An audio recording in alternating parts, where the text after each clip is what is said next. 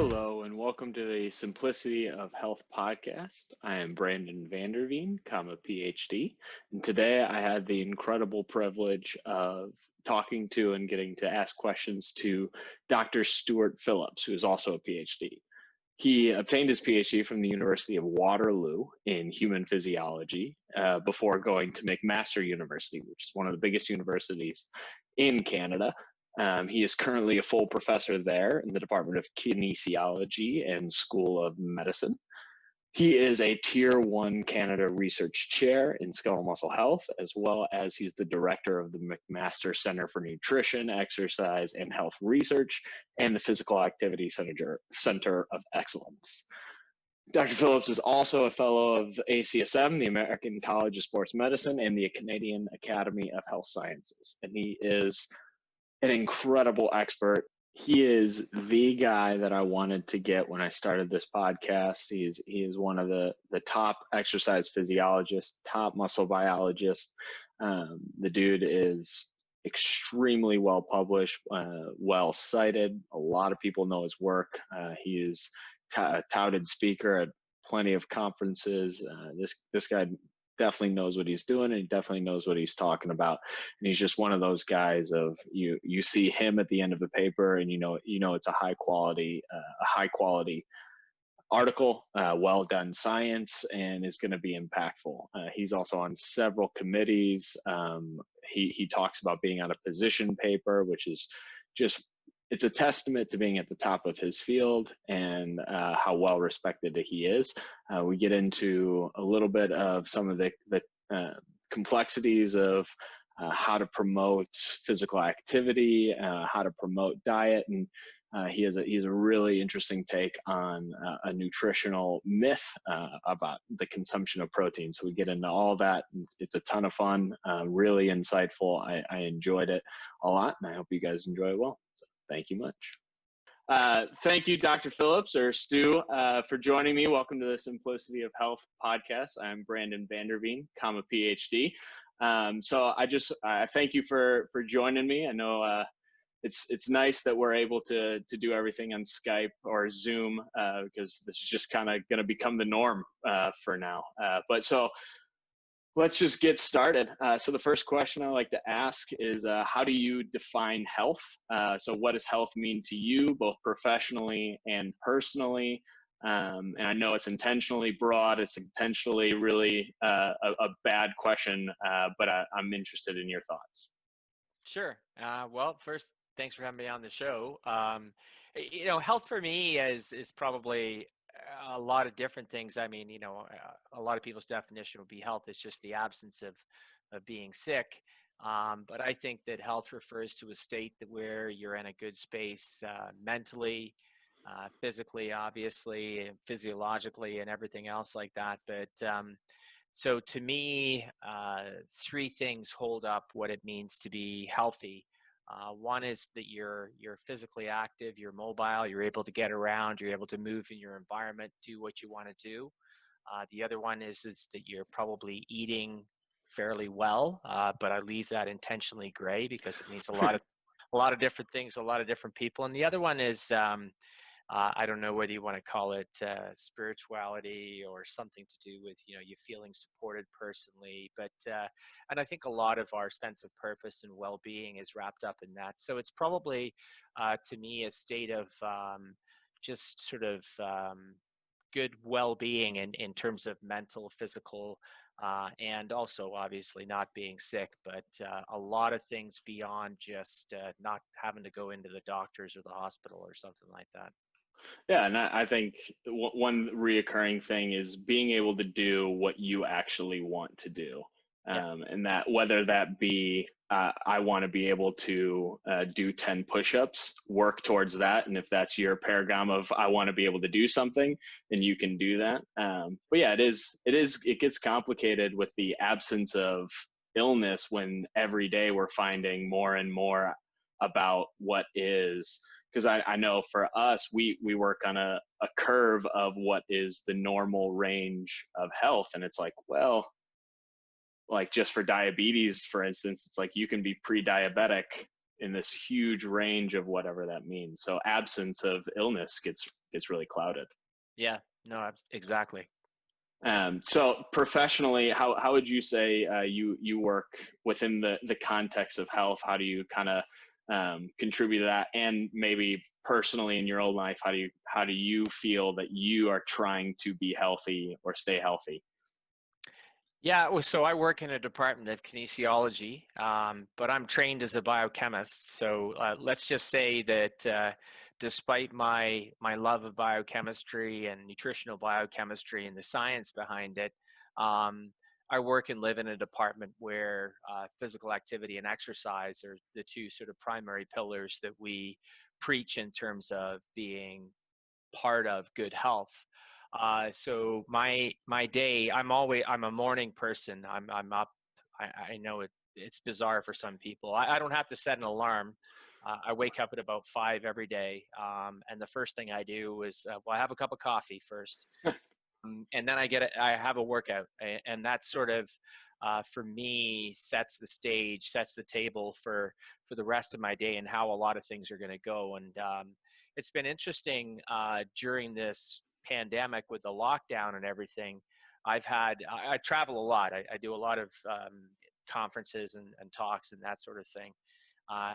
And I haven't been able to. I haven't had to travel, and all of a sudden I've rediscovered what it is to sleep on a regular schedule and and to never struggle to get a workout in, because I mean, I've got my basement and I've got everything I need in my basement, as I'm quite fortunate there. But everything kind of flows from that. I find my mental state, the habits I choose from there sort of really revolve around getting that workout in first thing in the morning. And I know it's not everybody's gig, but it really, for me, I think it's a very centering part of my day, and gets things going from there.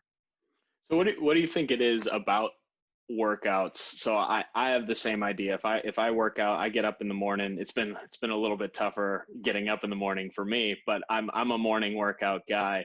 And there is something about it, whether it is the endorphins or all these things that everyone tries to push. But what is it for you that just you feel better after doing a workout, and why you do push it? Because I know for me, I was trained as an exercise physiologist, and I always say there's so many benefits behind weight management. You'll just feel better. You'll be able to do more things. Yeah. Like what to you, what's kind of driving that, or what do you think is behind those benefits? Yeah, so it's been a transition for me. I did my undergraduate here at McMaster, as well as my being employed by McMaster now. And the entire time I did my undergrad, I was a varsity athlete. I played rugby. That was my sport, but Uh, it was either football or rugby or ice hockey. So basically anything that you could, smash into people. It True was, Canadian. You got yeah, to have hockey in there. appeal to me for sure.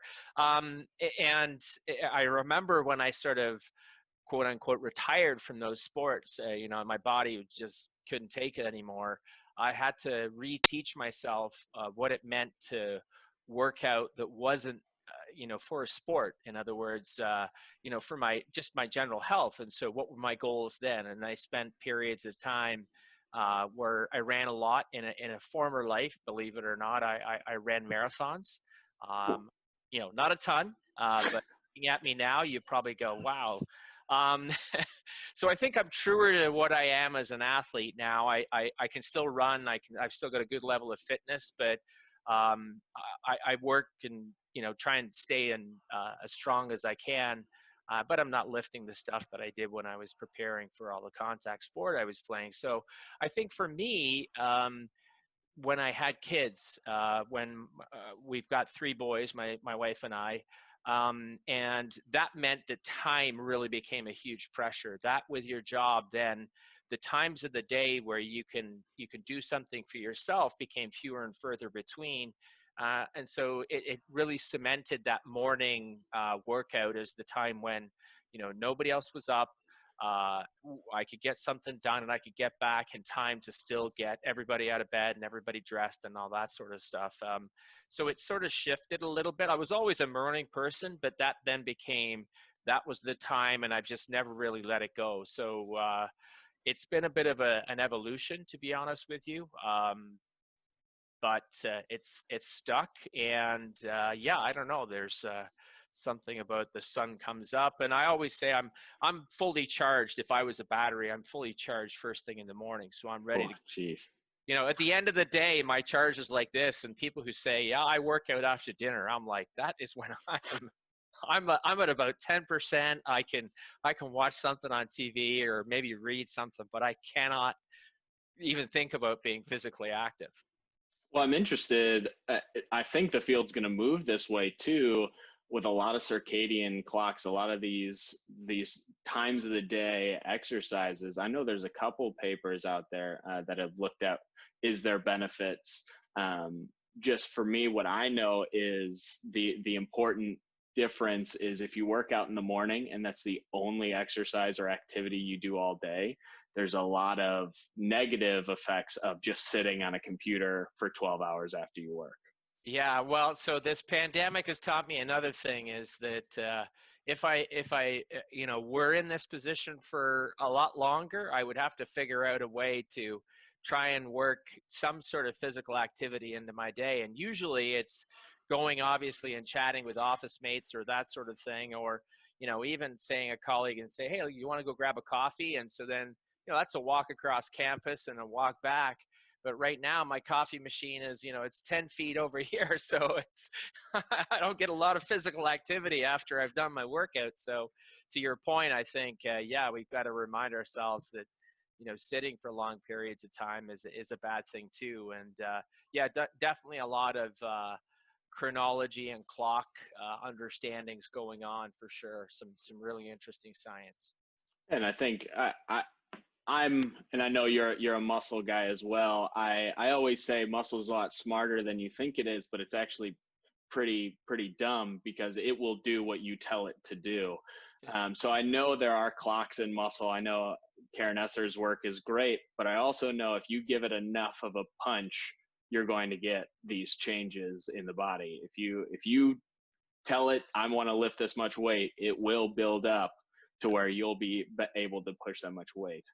Um, Yeah, yeah. I mean, it is. It's a tissue that that's the one we put in the middle. Obviously, we kind of divide it in half and say young people up here, older people down here, and then we divide it in half again and say increased activity or loading over here, and then decreased activity or inactivity or disuse, and it's remarkably plastic. It moves between those zones and changes its phenotype pretty rapidly. Interesting though, if you'd have said to me 10 years ago about, times of day to exercise being better than others, and I would have been like, oh, come on, you just got to exercise. And I still fundamentally think that's true. But we're beginning to see now some of these things, particularly around impaired sleep, that it blows my mind. And as a lifetime crummy sleeper, a little bit, I think I said to somebody, I'm like, I think if it weren't for exercise, given my sleep habits and everything else, I said I'd probably be in big trouble right now. But oh yeah. there's another sort of thing where it brings a little bit of equilibrium back into the equation.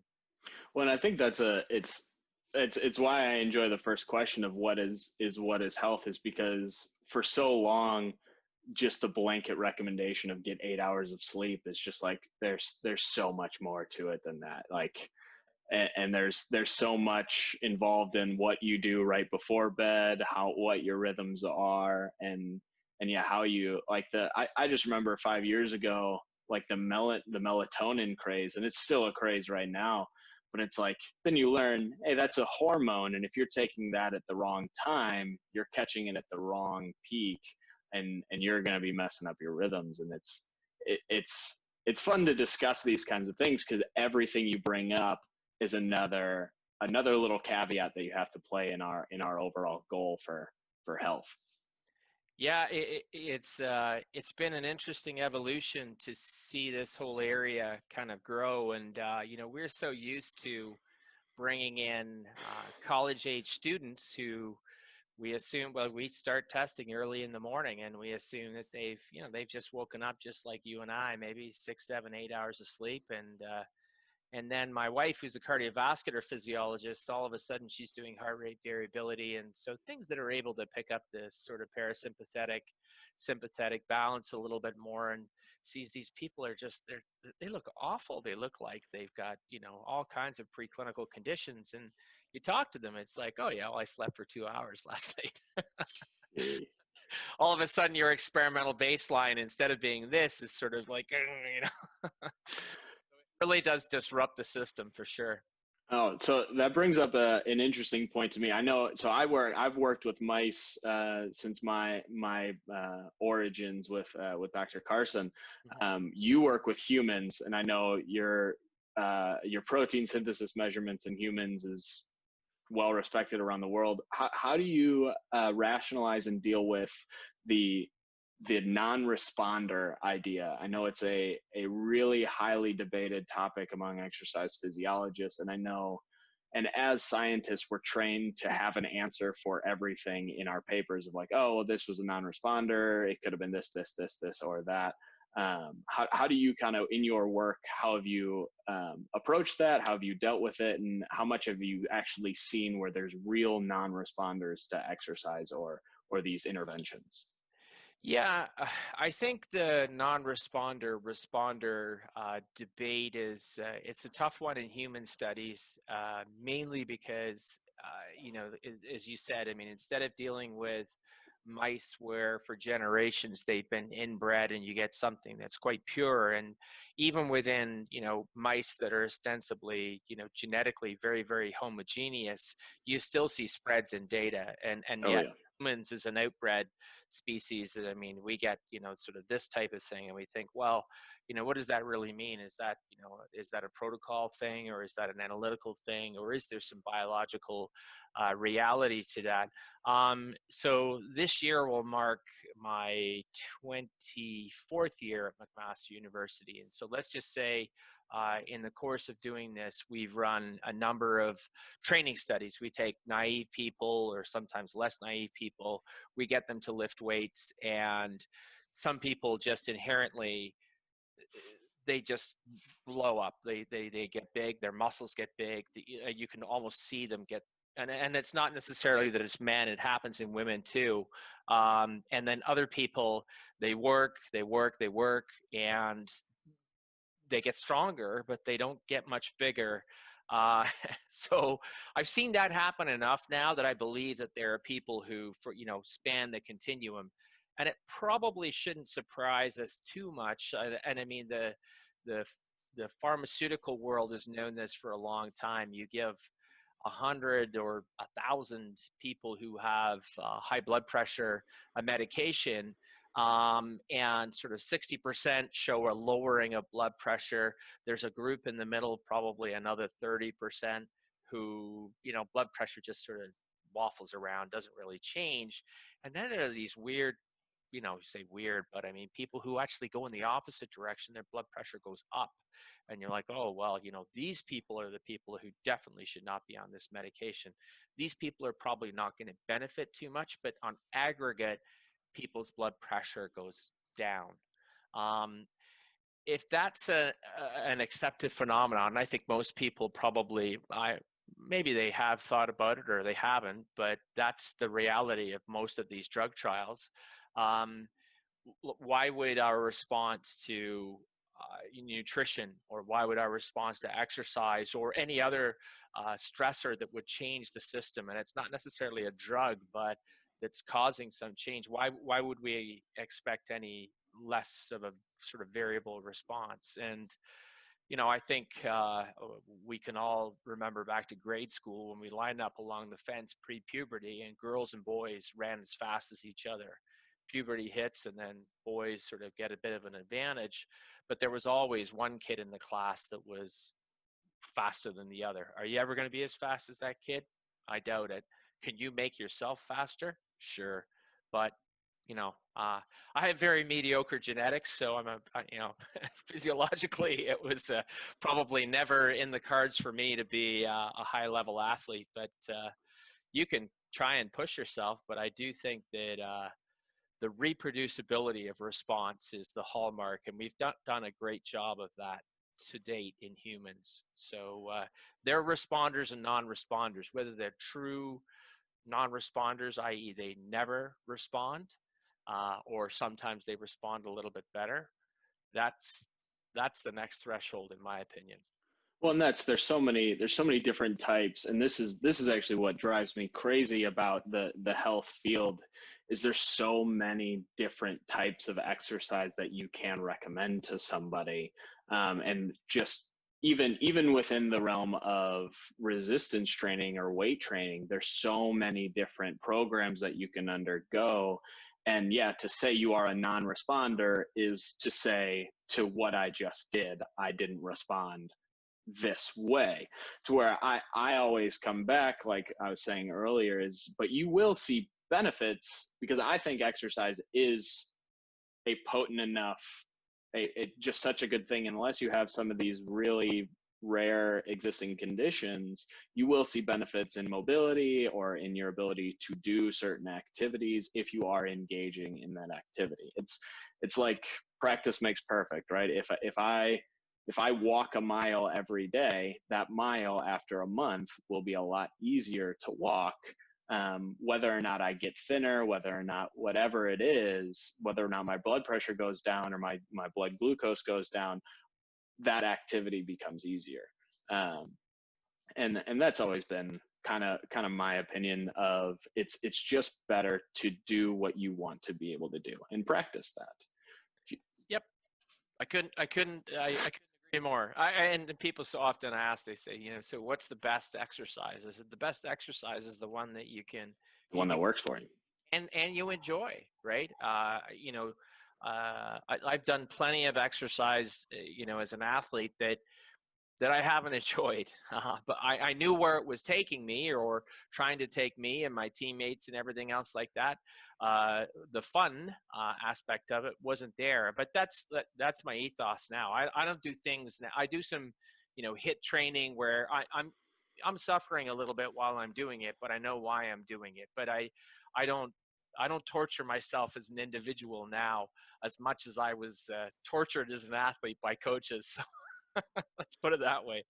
And it is. So I was actually discussing with someone else on this is if you find inherent value in the struggle or in the outcome, you're much more likely to sustain the program that you're doing. If you're being ripped by a coach to do something, you're being convinced to do something instead of having this inherent value in knowing what the outcome is going to be, and that's super important. And that's it's I've always been a team sport athlete, so it's the coach, but then you look around and there are teammates doing the same thing, and you're like, yeah, I'm hurting right now, and but I get it. Yeah.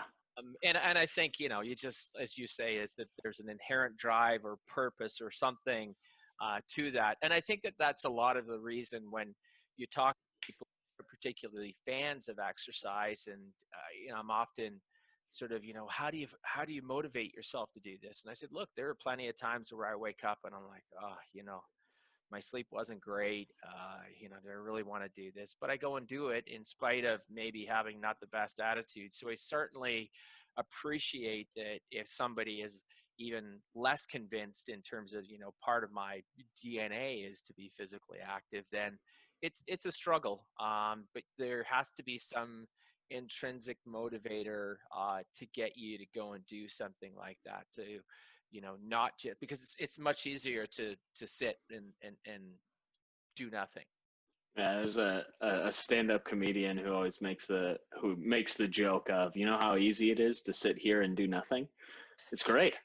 I can gain weight super easily. I'll just sit on this couch and shovel food in my mouth. But it's hard to convince yourself to go through effort to do something. But it's the same way of, I mean, if you want to make money, you have to get up and do something more times than not. Some of us, or some are so lucky that they can just sit and make money.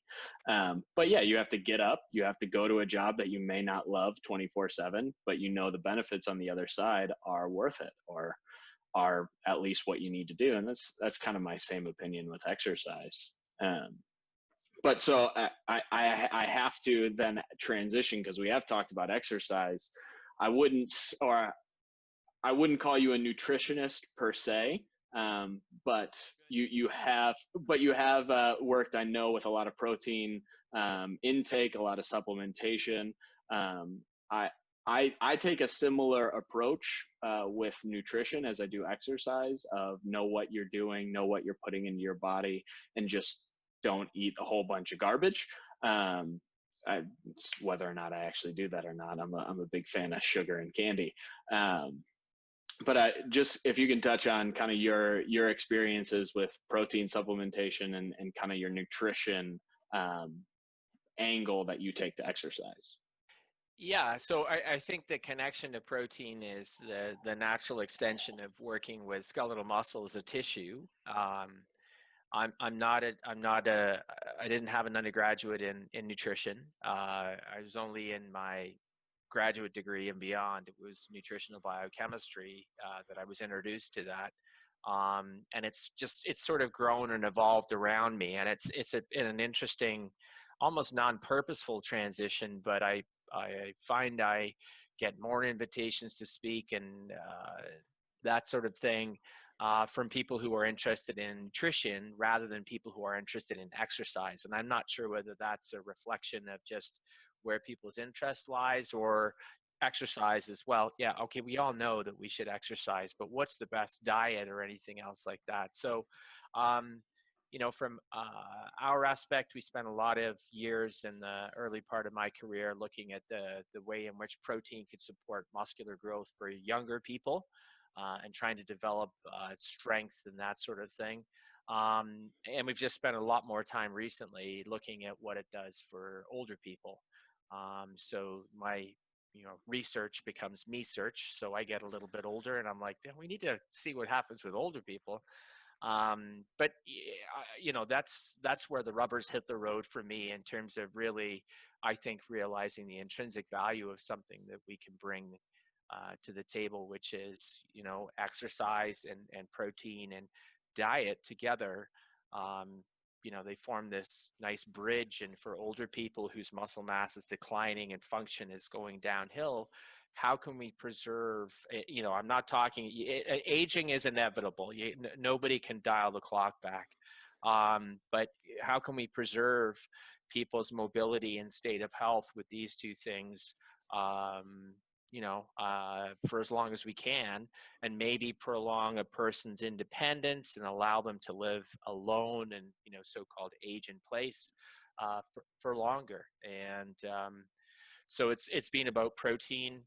It's mostly been food driven, but it's grown from food now into supplemental protein sources. And the fundamental truism to me, and as you mentioned about junk, is there's a lot of people want to talk about it's plants versus animals, and the battleground's the wrong place if you want to pit those two against each other.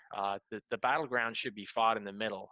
It's value added, man created foods that are just didn't exist 6 months ago or 2 years ago, that are a lot of sugar, a lot of water, a lot of industrialized fats, slap them together, and that's where people have fallen down with their nutrition. It's not animal versus plant. That against a background of doing a lot more of this, like just sitting here and not being physically active, I think has really been our downfall. So plants, all good. Animal proteins, all good. All of one, all of the other, not for me, but I see, a lot of people that tend to do well in there, but I don't think you can have one or the other and not be physically active and still enjoy good or optimal health, if you like. Yeah, and I think that is, or I always, or I don't always say, I have said recently that those arguments are arguments for the affluent, people who are healthy, and they can say, I have these benefits from my diet, I have these benefits from my diet, well, my benefits are better, no, my benefit.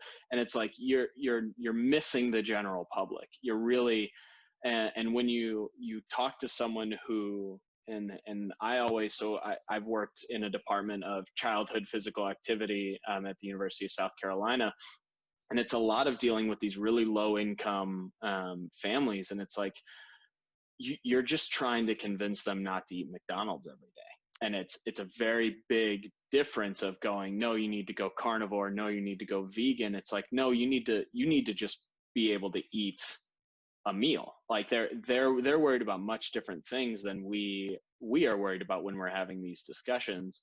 And I do agree that we're having the wrong within the public health and the health and wellness fields. We're having the wrong discussions, basically just saying I'm right, you're wrong, instead of just saying how can we actually move the pendulum or move the dial of health for our general population, instead of just saying that I'm right and my ideas are better, which is, I mean, that's part of the scientific community, in my opinion, is we have to convince everyone that my work is worth doing.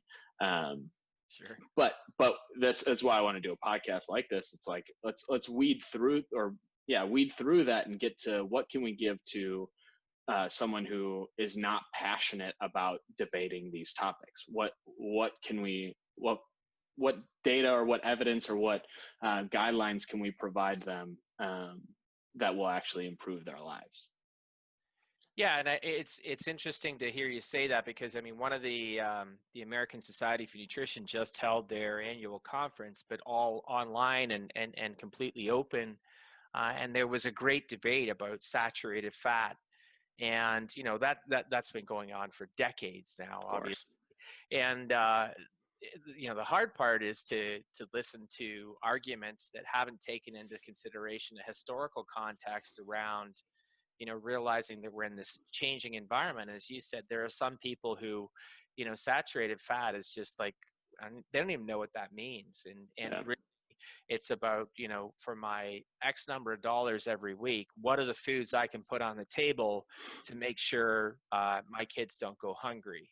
But it's easy and convenient to get foods that really aren't nutrient rich foods that are going to fill someone up, but are, you know, energy dense and rather nutrient poor, but they still take away the sensation of hunger. And that's, you know, to your point about McDonald's or fast foods. And I mean, I think it's the same in Canada it is in the United States, is that, you know, a shocking percentage of people's disposable food income is spent on food that is consumed within, you know, 4 to 5 minutes of purchase. So that's either fast food, or you take it and you push a button on a microwave and it's ready to go. That's Yeah. generally not nutrient dense food. So No. And it's so funny. I mean, that's always the debate that I hear from people, or the complaint that I hear from people, diet, nutrition, mental health, anything, is who has the time to do that? And it's like you have to make the time. You have to value its importance and just say, I need to spend an hour of quiet time. If your mental health is waxing and waning, you have to spend time. I would say put some activity in there because the benefits are even better, but you really have to dedicate yourself, which is why I say it's a debate for the affluent who have time to kind of move around.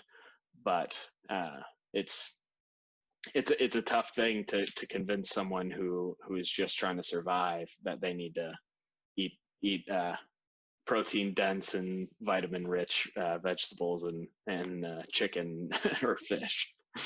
yeah, it is. I mean, there's a lot of arguments and debates I think are that you tend to have on social media. I think when you move out of the social media sphere, scientific debates and exchanges through either articles or at a conference, or they're a little less. They tend to be more focused. Yeah. Mm. But on social media, a lot of the times where it becomes very tribal, and even with physical activity, you know, should you lift, should you run, should you, you know, do this?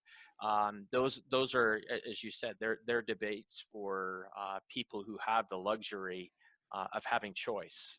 And I think a lot of people probably forget that. I don't know about the vast majority, but most people don't have that luxury. Yeah. So you say, well, I have vegan and I can do this and I can do. Another guy says, well, I eat meat all the time. My point is the guy who buys meat all the time. I don't think there's anybody out there on, sort of a minimal income that can eat the way you do. And similarly, they can't go to the health food shop and buy the special bread or the biotic supplement that your vegan friend is taking. So those are sort of fringe debates that are had by the affluent, forgetting where the majority of people are, I think. Yeah, and that's again the point. The point of doing a podcast like this is just saying, like, look, you and I could debate about the regulators of muscle protein synthesis, but at the end of the day, if you're telling a novice, or if you're telling somebody, or if someone is asking you, hey, what's your opinions on exercise? Can how can we provide them with a well-educated and usable response? Yeah, agreed. Uh, so it's hard to disagree with stuff like that, because it's like it's not debatable. We have to reach, when in the US, when we have these public health crises, I mean, outside of the pandemic, the coronavirus pandemic, is we do have an obesity pandemic that is ravaging our healthcare system. And it's like we have to reach the general public and just say, yes, there is benefit to loving yourself and being comfortable in your own skin, but there's also dramatic benefits to taking care of the only body that you get. Yeah. And what are ways that we can do that? Yeah. So I wanted to cut in real quick. I end up asking him a probing question to ask about one of the papers that he published probably 20 years ago that remains one of my favorite personal papers, and it's about what is regulating the changes that we see post-exercise. So it's a little bit controversial, as well as the outcomes wouldn't make sense, or what we discuss wouldn't make sense just on the surface to everybody. But all you need to know is essentially these anabolic hormones, which are testosterone, growth hormone, insulin-like growth factor, which is just like insulin, and it's an anabolic hormone. They are hormones that are in your circulation. Different people have different levels of them across the spectrum. We talk about a curve, a normal curve, and people are on the low end, middle end, or high end. But what his paper showed is it's not necessarily the hormone, what's in the blood, that is explaining the exercise effects after a training regimen. But rather, he found that there was a better relationship between the muscle's receptor for that specific hormone. So the general easy way to describe that is these hormones are floating around in your circulation, and in order for them to cause their effect and cause muscle growth, they have to bind to the receptor, or they have to bind to something on the muscle to say, here, come here and do your work. So if the muscle has what's called an androgen receptor, testosterone or androgens can bind to that receptor and then cause the downstream effect. If there's no receptor, that hormone will just float around and won't actually bind to anything, so it won't cause that effect. So you can have super high levels of this hormone, but if you don't have that receptor, you're not going to have that effect on muscle. So he talks a little bit about also with like prostate cancer and having high levels of testosterone, you're at risk for prostate cancer. That's because if you don't have a lot of receptors on your muscles for that and that androgen receptor on your muscles, you can just about guarantee that you're going to have those receptors on your prostate. So that testosterone is going to go to your prostate, and testosterone doesn't care what tissue it is, it's going to cause growth.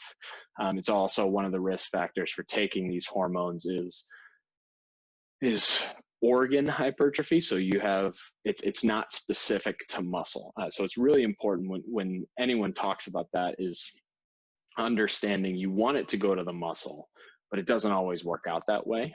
So there are definitely risks involved. So I end up saying that if I'm 35 and I have low testosterone, I will take testosterone. I say that flippantly, but I would look into it with a doctor, be well supervised, because there are some definite inherent risks. The other thing that he mentions is growth hormone. It's pretty well established now, but growth hormone isn't what you think it is, or isn't what you would think it is. It actually causes growth.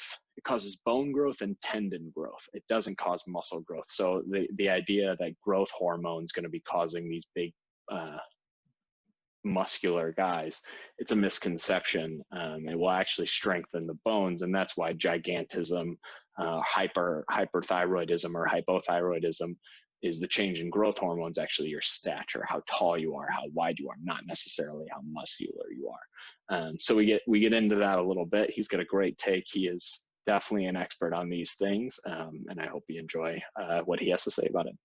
Let's get back to it.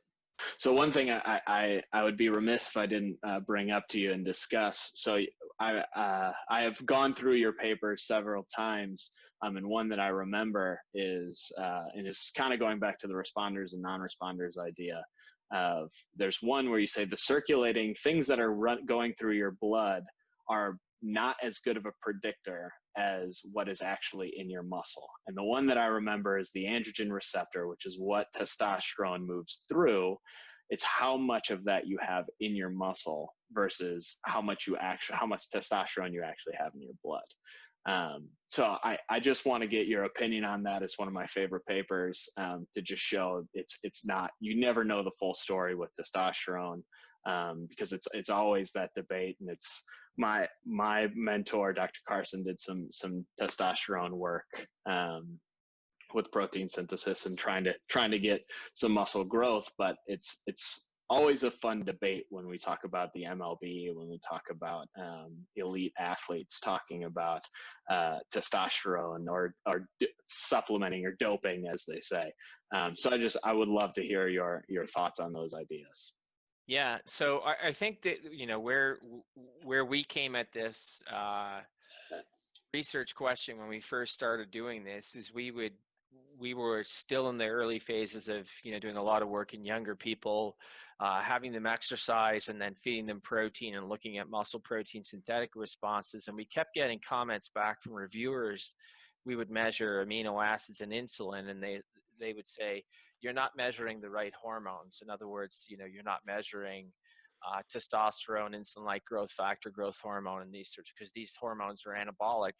And that's interesting, from somebody that was taught as a biochemist to hear these things, because, my understanding of growth hormone is, and still is that if you're deficient in it, or if you have an excess of it, it promotes changes in stature. But people who suffer from classic hypopituitarism or dwarfism are not cachectic wasted individuals. And similarly, people who suffer from giantism, Andre the Giant is, probably most people, he wasn't a well-muscled guy. So, the role of growth hormone in muscular growth is still, I actually think even growth hormone supplementation is still ridiculously poor as an anabolic driver of muscle. Testosterone, undeniably. But what we were talking about was, variation within about a range like this. And this is growth hormone and IGF-1, and then clearly testosterone being sort of shifted a little bit this direction if you were a man, and clearly down here if you were a woman. But then when you talk about steroid supplementation, then you're talking about, I'm mirrored, so it's somewhere. And then somebody who's put on a drug, as a lot of men who are diagnosed with prostate cancer are put on drugs to lower testosterone, and so they're basically taken down to here. So those are several standard deviations away from the normal sort of diurnal fluctuation in these hormones. So there's no doubt that steroids work. There's no doubt that blocking steroids from a good reason, if you have elevated levels of prostate-specific antigen to cut down your testosterone, they cause you to lose muscle mass. The variation within the small range that most mere mortals circulate in is not, at least from our opinion, really having a big effect. And I think the most convincing evidence to talk about, the big T is a non-driver of muscle growth actually there's been a recent meta-analysis that a fellow named Greg Nuckols is the first author on, Nuckols. Greg is the first initial G. And he compared the gains in muscle mass in programs where men and women have done the same workout. And from a relative standpoint, obviously, men are up here and women are down here, but from a relative standpoint, everybody gains, relatively speaking, the same amount of muscle. So, and women have tenfold less testosterone than men. So I'm not sure how you can draw the straight line between this systemic testosterone concentration being a big driver. So that speaks to the mechanism that you were talking about, is it's probably not to do with the hormone per se, but if it's the key, then you need to have the right lock on your muscles. So it's the lock and key analogy, and that's the androgen receptor. So that's the testosterone receptor. So it's an intrinsic property of the muscle and not a property of the hormone per se. But growth hormone, men and women have the same, relatively speaking, growth hormone responses. You can put up the straw man that there are various forms of growth hormone. I don't think it really matters. There's practically zero evidence that it's anabolic for skeletal muscle out there. So, and I know that really rubs a lot of people the wrong way, but we've pushed it in lots of different experimental paradigms, and we just can't see it. But it's very different than experimental models of, either supplementing a female animal with testosterone, or castrating a male animal and getting no testosterone. So that's on off. That's a light switch. Big change. And we're talking about more of a sort of a dimmer switch in this type of range, and not so yeah, it's we think it's a closed case, but there are people that still push back pretty hard on us on that one. So Well, I think in an interesting debate that I enjoy having is about testosterone supplementation is doing even hormone replacement therapies have gotten such a bad rap, and it's not a discussed thing because professional sports have banned it and call it illegal, and almost ostracize people for using it as these terrible cheaters and horrible people, where that's a performance enhancing drug, when in reality, as we age, those levels are dropping, and there is nothing wrong, nothing illegal, and nothing bad about supplementing with these with testosterone or with estrogen or with these other things that are waxing and waning with age. And that's what I have a brother I work out with, or I have worked out with my brother a lot, and he goes, will you take testosterone? And I go, I'll get my T levels checked at 35, and if they're lower than normal, absolutely. As long as you're within a healthy range, because as I was taught in the papers that I've read, is if you're on the low end of normal, you can have dramatic changes if you're brought up to normal, because what's in the muscle gets ramped up because it wants to use or wants to take advantage of the little bit that you have.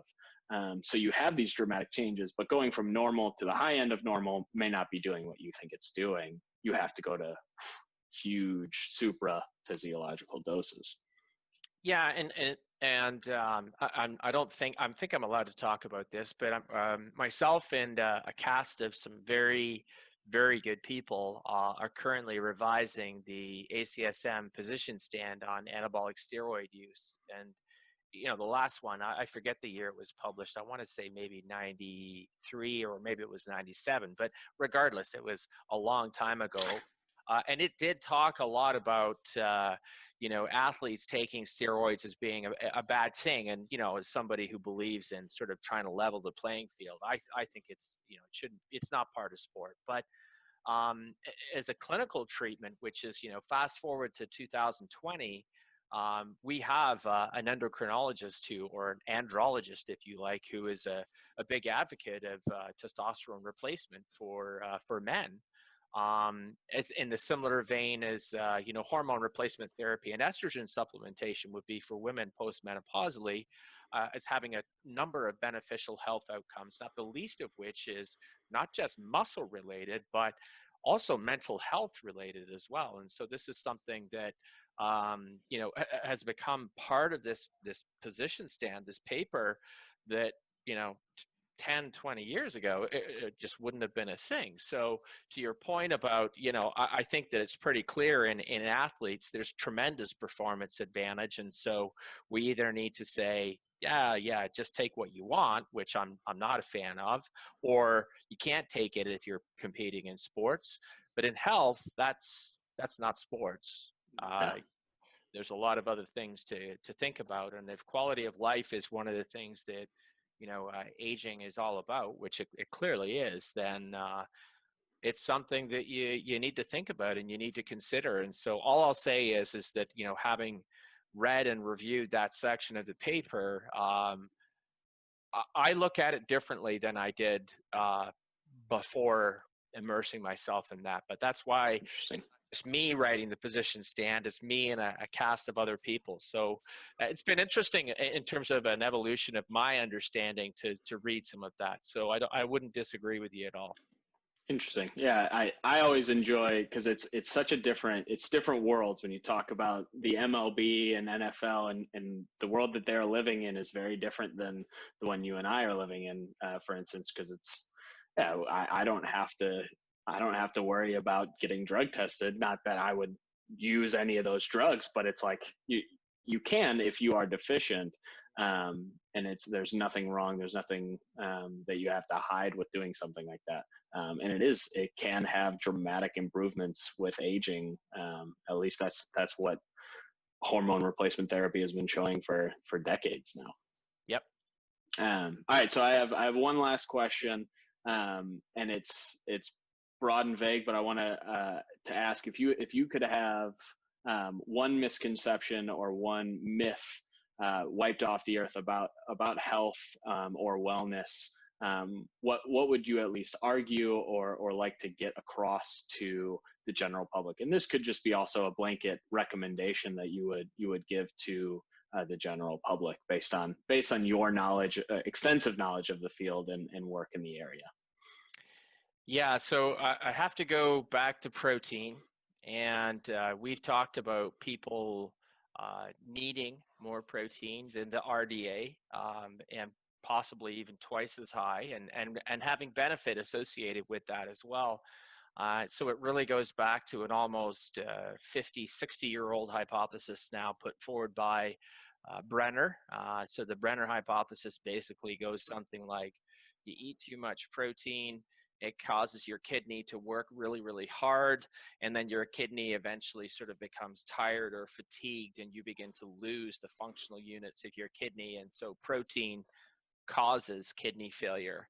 And a lot of people will still say that. So I'll tell you where I think the perpetuation of what I think it's a myth comes from, is that a lot of people spend time, clinicians and dietitians, on renal wards. And what they see is that people who are in renal failure or kidney failure are put on low protein diets, which is appropriate because you're trying to reduce the work of the kidney, and protein generates urea, etc. So good. So putting people on low protein diets if you have kidney disease prolongs their survival. But that doesn't mean, in sort of a perverse reverse logic, that the protein caused the kidney failure. We've done a meta-analysis systematic review. We've looked for the evidence of the Brenner hypothesis actually existing, and this is through both observational as well as interventional trials, and we see no evidence that protein causes kidney failure. And in fact, even if you look for observationally the two being associated, you can't see any evidence. And it's not just my message. The Institute of Medicine, who sets the dietary reference intakes, and even the WHO, I know that's a bad word during the pandemic, anything right, but let's say that they've gotten a few things right, and both of them agree is that there's no evidence to suggest that more protein causes a decline in kidney function with age. So I think that's a myth, and I think it needs to die. I agree. I think protein is great. I'm a high protein diet guy. And I always, the addition that I would say to that is it's always in relation to what it's if you're I mean there's no real evidence that a high protein diet is going to cause these damages. But giving that to the general public, it's like if you're working from a baseline understanding of carbohydrates are 50%, proteins 20%, and fats are 30%, or whatever that recommendation actually is, that's way off. You can go to a 30-30, 40 kind of balance, and you don't have to stick with the same recommendations. And yeah, I think it's a false dichotomy to say that because lowering it in people who have this disease is improving things, that that must be the cause. Is that's a yeah, you just don't give someone a drug when they're healthy to prevent something. When you give that drug to treat something, it's not the same type of situation. So you can't use the same treatments and extend beyond that. But that does, I never knew that that's where that came from. So that makes a lot of sense. I'm not sure that that's where it came from, but I think It makes reinforcement of the concept came from the observation that most people make based on time in renal wards. And probably, I went on a big kick for a number of years. I think it seems a bit foolish now to write to textbook publishers to say, when they said protein, and then they said, and it causes kidney failure. I'm like, no, it doesn't. And they say, it's linked to. I'm like, no, there's not, there's no link.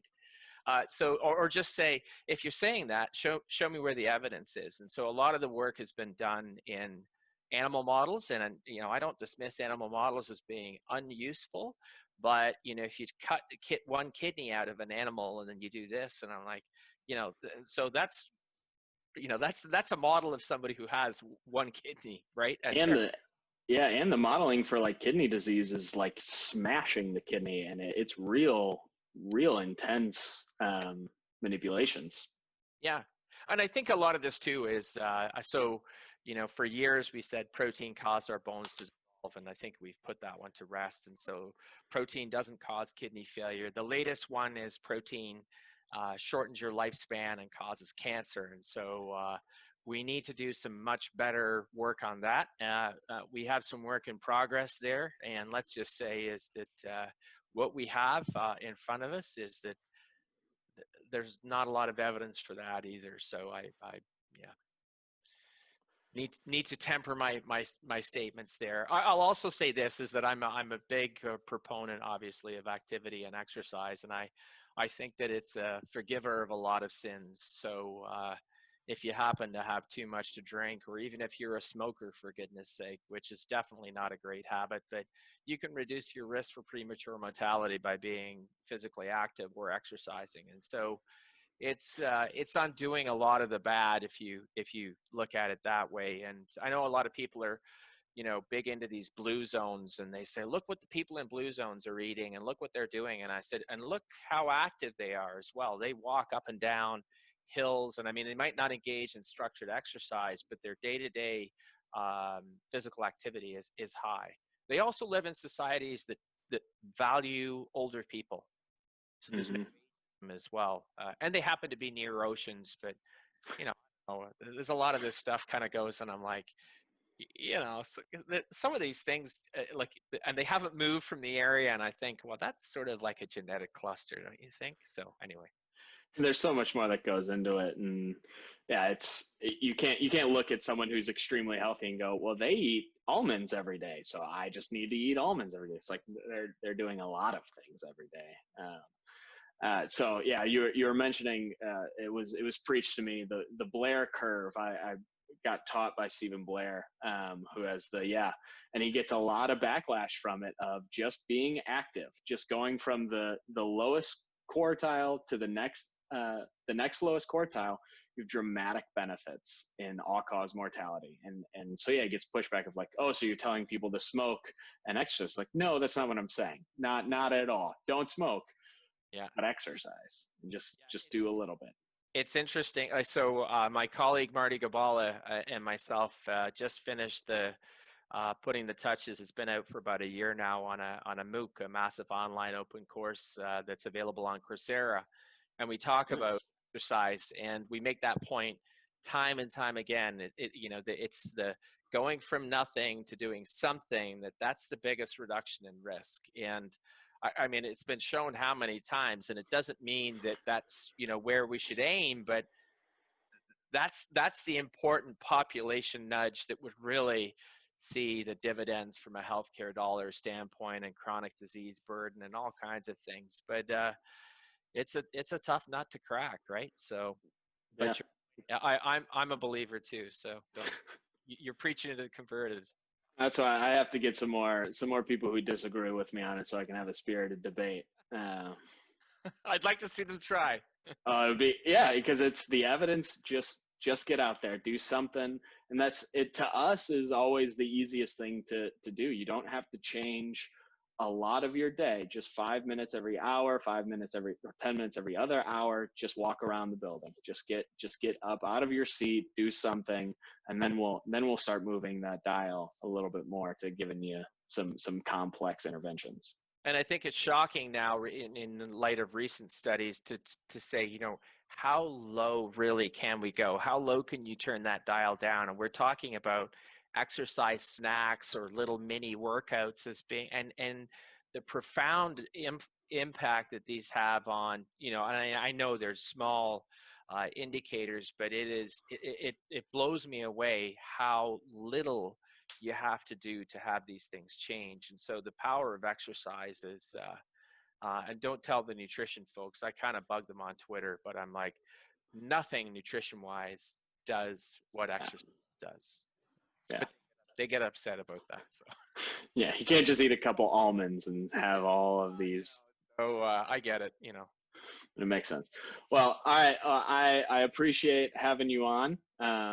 Pleasure. I really enjoy your opinion, your expertise. I've been reading your papers for now several years. I'm new in the field, but you are always one of the first ones that I was told to go to read up on the exercise activity and muscle stuff. So I appreciate you being willing to do this. And yeah, value your opinion a lot. So thank you very much.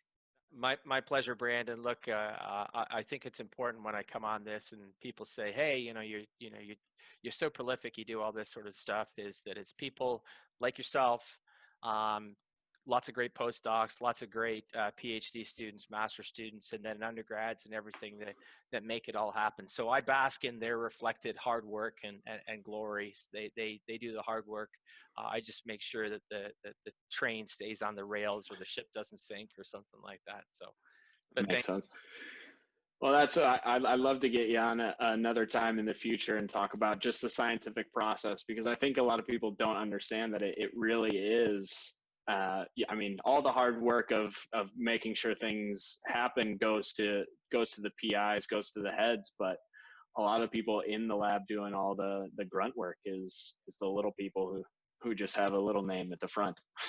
No, and it's probably the same as what a lot of the other people see at corporations. The corporation, the CEO gets the glory, but really, I mean, it's the masses underneath. And like I couldn't say that enough times. As proud now, and probably more so as I get a little bit further on in my career, about the people that I've mentored and trained. They're the legacy that I'm most proud of, for sure. All right. Well, I appreciate it, and I'm going to cut off the recording. Awesome.